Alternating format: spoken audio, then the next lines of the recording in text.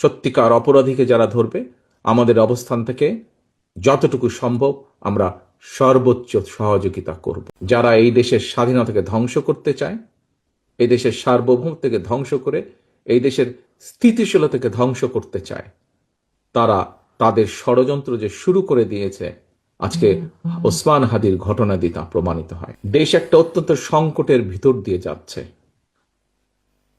আমরা দেখেছি গত 1 বছরে বিভিন্ন সময় বিভিন্ন ব্যক্তি, বিভিন্ন সংগঠনের সদস্যরা হুমকি দিয়েছে প্রকাশ্যে যে প্রত্যাশিত নির্বাচন আগামী ফেব্রুয়ারি মাসে, সে নির্বাচনকে তারা হতে দেবে না, বাধাগ্রস্ত করবে। প্রকাশ্যে হুমকি দিয়েছে।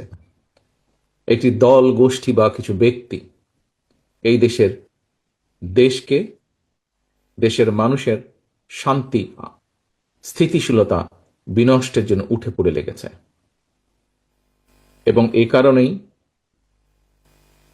বাংলাদেশ জাতীয়তাবাদী দল এবং একই সাথে যারা বাংলাদেশের অস্তিত্বে, স্বাধীনতা, সার্বভৌমত্বে বিশ্বাস করেন, দল ছোট বড় বিষয় না, যারা বাংলাদেশি জাতীয়তাবাদের অস্তিত্বে, বাংলাদেশের অস্তিত্বে বিশ্বাস করে, সবার আগে বাংলাদেশ, এই নীতিতে যারা বিশ্বাস করে, আমাদের প্রত্যেকটি দল, প্রত্যেকটি নেতা, প্রত্যেকটি কর্মী, প্রত্যেকটি মানুষকে আজ অতীতের যে কোনো সময় থেকে সবচাইতে বেশি ঐক্যবদ্ধ হতে হবে।